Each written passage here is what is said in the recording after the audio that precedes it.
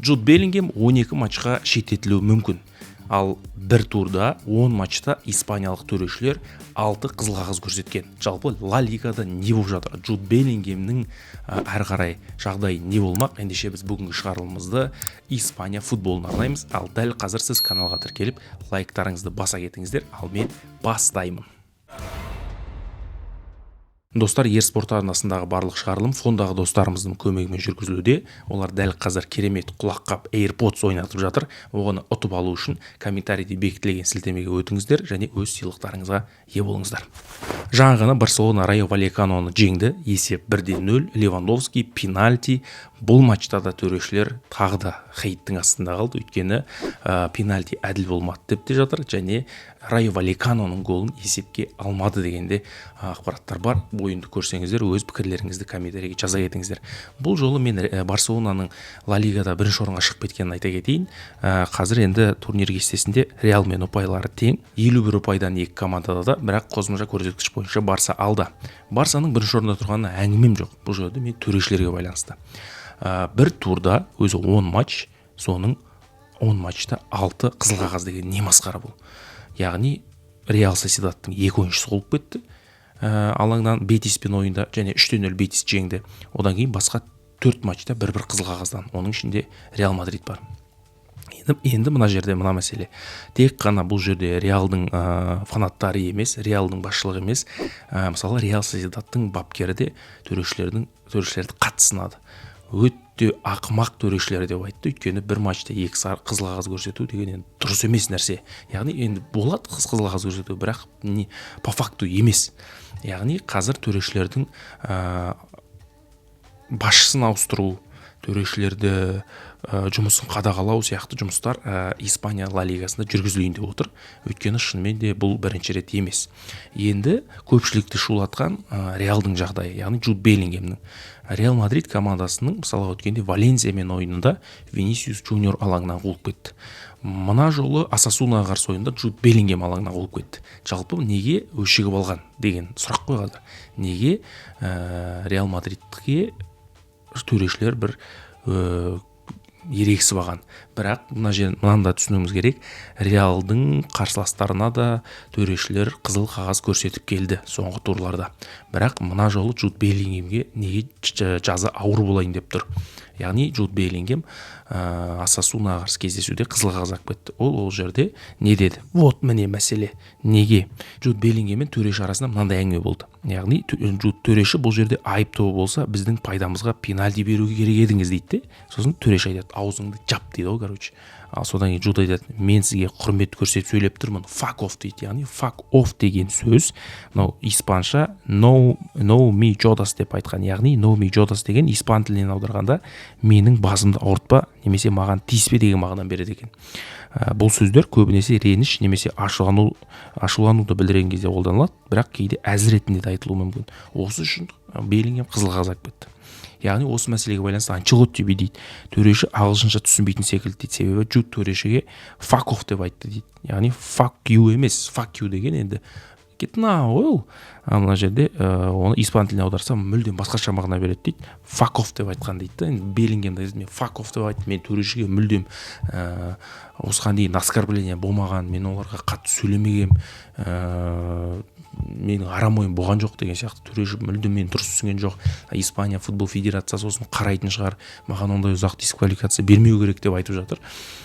Енді шынымен fuck off пен fuck you деген андай көрермендер қаншама шумнан төреші естімей қалған шығар.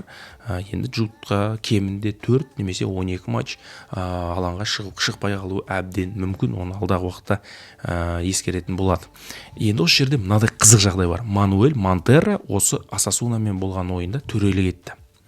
Сол Мануэль Монтерро 2019 жылы Эйбар командасы Реалдың қақпасына гол соққан кезде бұл VAR жүйесінде отырады.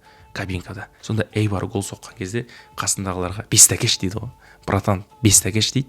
Қасында қызға да бестакеш дейді. Сөйтіп олар Эйбардың голын тойлайды. Сол төреші келеді, мына жерде Беллингемге қызыл қағаз береді. Және оны оскорблять ететін деп оның үстіне шағым түсіреді. Қалай ол? Жалпы осы жағдайды түсіндіріп беретін біреу бар ма? неге осы именно осы төреші Эйбардың голына қуанған мына жерде Беллингем алаңнан шығарып жіберді. Қызық жағдай. Өз ойларыңызды, пожалуйста, комментарийге жазыңыздар. Сіздің неге мен комментарий жазыңыздар деп беремін. Сіздер комментарий жазған сайын каналдың активі көтеріледі. Басқа елдердің ютубына рекомендацияға шығады. Сосын олар көреді, подписать етеді. Сөйтіп біздің ауқымымыз кеңейеді деген сияқты. Сондықтан да өз ойларыңызды комментарийге жазып, лайктарыңызды басып отырсаңыздар үлкен бір көмек болатын еді. Енді жалпы Джуд Беллингемге дейін Валенсиямен болған ойында да Реал Мадрид командасы Винисиус Джуниор қызыл қағаз алып кеткен осы жақында ғана.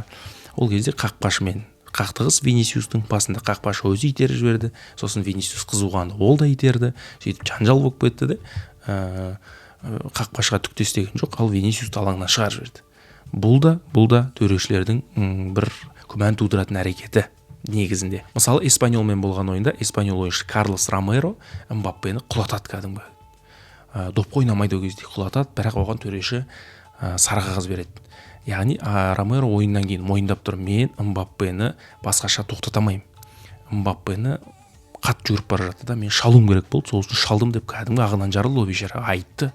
Бірақ оған төреші сары қағаз көрсетеді. Негізі ана жерде қызыл қағаздың әңгімесі ғой, былайша айтқанда. Сөйтіп оған сары қағаз көрсетті. Бұл да қарсыласқа деген бір не деген әлпештеу, не деген оларға құрмет деп Реал фанаттар тағы жазды. Атлетико Мадридпен ойын Чуамени ереже бұзды, пенальти белгіленді. Енді ол жерде де 50-50 деп жатыр. Менің тікелей өз көзқарасым, ол жерде негізі пенальти болған сияқты. Прямая нога деген ол айып алаңында өте қауіпті нәрсе. Бірақ оны да қазір күмәнде дұрыс емес деп жатыр фанаттар. Яғни ол жерде де пенальти жоқ деп жатыр. Бұның барлығы шынымен де бір төрешілердің нағыз бір айтары бар сияқты. Бірақ бұл төрешілерге айтар неден шығады? Кезінде Негрейра дейтін Испания төрешілер қауымдастығының техникалық басшысы ма бір нәрсе болды. Соған Барселона кәдімгі стабильный ақша беріп тұрған. 7 миллион еуро беріп тастаған ғой. Бұл Негрейраның ақша алуы заңсыз, оның ақша алғаннан кейін Барселонаның төрешілеріне әсер етті, яғни көмектесті деп сотқа берді Реал фанаттар деп басшылығы сотқа берді, Негрейраны сотқа берді. Сол кездегі Фишейре ме Барселонаның оның да сотқа берді, яғни сол ақшаны төлеген Барселона сол кезде басшылығында болған сол мәселе, яғни атака жасады, Реал төрешілердің жұмысына атака жасады, шағым түсірді, сотқа берді. Содан кейін осындай бір өшпенділік па, әлде бір қалай айтсам болады, бір Реалға бір ызама пайда болған сияқты. Осындай мына соңғы матчтарда соны бір көріп отырғандаймыз. Енді төрешілердің чисткасы басталады. Испанияда оны ашық айтты. Испанияда төрешілердің басшылығы ауысады. Басшылыққа Матео Лаус келеді деген ақпарат бар. Яғни басты кандидат басқа төрешілердің барлығын алаңнан ойыннан шеттету керек. Яғни жаңағыдай нарушение жасағандар тексеру керек, олардың Каспий голдын тексеру керек, олардың телефон, WhatsApp-ын тексеру керек. Соның барлығынан кейін бір шешім шығару керек. Өйткені шынымен де қазір Ла Лигадағы төрешілер ең көп айлық алатын төрешілер екен, топ 5 чемпионатта ең көп айлық алатын. Енді істеп отқандары мынау, жұмыстары шикі, ойнатпайды, сықырық шала береді, қаптаған сары қағаз, қаптаған қызыл қағаз. Бұл футбол емес, көріп отырған адамның өзі желкеніп кетеді. Сондықтан да шынымен де бір дұрыс шара қолданса дейміз. Өйткені Барселона мен Реал, Барселона мен Атлетико, Реал мен Атлетико арасындағы сұмдық матчтар бар. Бір қызыл қағазбен ойынның берекесін алмаса дейміз. Енді алда чемпиондар лигасы келе жатыр. Реал Ман-Ситиге қарсы ойнайды. Енді Барселона туралы айтпаймын, өйткені Барселона шығып қойған 8-ден 1-ге, олар бас қатырмайды, олар күтеді қарсыласын. Енді жерде Реал бірінші орында жеңді, бірінші ойын 3-2 есебімен. Енді Ман-Ситиге ұту керек. Қандай есеп болса да ұту керек. Ньюкасл командасын сезген жоқ, АПЛ-да 4-0 есебі тіркеліп айырып тастады кәдімгідей. Гвардиоланың командасы енді мына матчқа қалай дайын болып келеді? Мына ойынды не істей алады Реал? Ман-Сити өте ала ма? Міне осындай сұрақтар бар, бірақ менің болжамым, енді мен осы жерде бір чемпиондар лигасына қысқаша бір болжам айта кетейін, өзімнің бір ойларымды. Содан кейін енді матч кезінде көресіздер, өз ойларыңызды жазыңыздар, кімдікі көбірек дұрыс шығады екен. Милан командасы Фейнордпен ойнайды.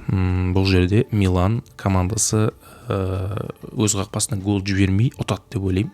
1-0 деген есеп тіркелуі мүмкін бұл матчта. Бавария Селтик ең бір қызық ойындардың бірі. Бұл матчта Бавария жеңіске жетеді және матчта кемінде 4 гол болады деп ойлаймын. Яғни нақты есепті айта кетейін, осы жерде 5-1 деген есеп болуы мүмкін. Бұл менің жай ғана ойым. Ой, білгіш, сілгіш деген нәрсені жазбай қойыңыздар комментарийге. Бұл менің ойым. Мен матчты алдын ала білмеймін. Бенфика мен Монако ойнайды. Бұл жерде сөзсіз Бенфика жеңеді. Өйткені Монакода безім бітті қазір. Шаршады, таусылды. Сондықтан да Монако бұл жол сыртылаңда мүлдем қиын болады. Аталанта командасы Брюггемен ойнайды. Енді бұл жерде Аталанта однозначно ұту керек. Өйткені бірінші матчты білесіздер. Брюгге пенальтиден гол соғып кеткен. Случайно жеңіп кетті негізі. Аталанта бұл матчта менің ойымша ұтады. Боруссия Дортмунд Спортинг. Бұл жерде енді мен Спортингтен кішкене қауіптенемін. Бірінші матчта гол соқпаған. Сондықтан да бұл ойында жай ғана 3 гол болады деп ойлаймын. Кім гол соғатынын нақты айту қиын мынандай ойында. ПСВ мен Ювентус екі командада гол соғады. Екеуінің де шамасы жетеді гол соғуға. ПСЖ Брест. Мына жерде енді ПСЖ командасы ұту керек. Бұл Франция чемпионатының 28-ші туры деп айта салуға болады. Бірақ Брест осы жолы менің ойымша гол соғады Парижде. Яғни ПСЖ жеңеді, бірақ екі командада гол соғады. Енді міне көптен күткен Реал Мадрид Ман Сити. Мұқият тыңдап алайықшы осы жерде. Бұл матч драмаға толы болады. Бірден айта кетейін. Тең нәтиже болуы мүмкін. 2-2 деп ойлаймын мен. Бірақ Ман Сити бұл матчта 2 гол соғады. Реал гол соқпайды деп мен айтамаймын. Талай таяқ жегем. Жоқ, таяқ жегем деген енді фанаттардан емес, жалпы өз тілімнен ғой. Таяқ жегем, қателескем. Сондықтан Реалға мен бұл жол өзіне тікелей ештеңе айтпаймын, бірақ Ман Сити бұл ойында 2 гол соғады. Мейлі Реал 5 гол соға ма, 4 гол соға ма, бірақ Ман Сити бұл ойында 2 гол соғады. Және 2-2 есебімен матч аяқталады деген ойым бар. Бұл енді осы алдағы Чемпиондар Лигасына байланысты менің өз ойым. Өз ойларыңызды сіздер де комментарийге жаза кетіңіздер. Жалпы енді бұл Чемпиондар Лигасының соңғы ойыны плей-оффта осыдан кейін 8-1 басталады. Ливерпуль, Барселона сияқты командалар уже қатарға қосылады. Яғни қарсыластарын анықтаймыз осы неден кейін. Осы вторник среда күні бір видео шығарып, кім-кімге түскенін айтатын боламыз. Ендеше жалпы Испанияның судействосына байланысты, Реал Мадридке байланысты, Барселонаның бірінші орнына шығып кетуіне байланысты өз ойларыңызды комментарийге жаза кетіңіздер. Үлкен рахмет. Мен Барса Реал Сосьедадты көріп, мен түнгі сағат 4-те видео жазып отырмын. Үйдің іші ұйықтап отыр, көршілерім ұйықтап отыр. Сондықтан да знак уважения дейді, сыйластық керек, жай тыныш сөйлеп отырған жайым бар. Өйткені матчтан кейін өз ойымды айтуым керек, айтқым келеді. Сіздер де өз ойларыңызды жазыңыздар. Назарларыңызға үлкен рахмет. Келесі кездескенше аман сау болыңыздар.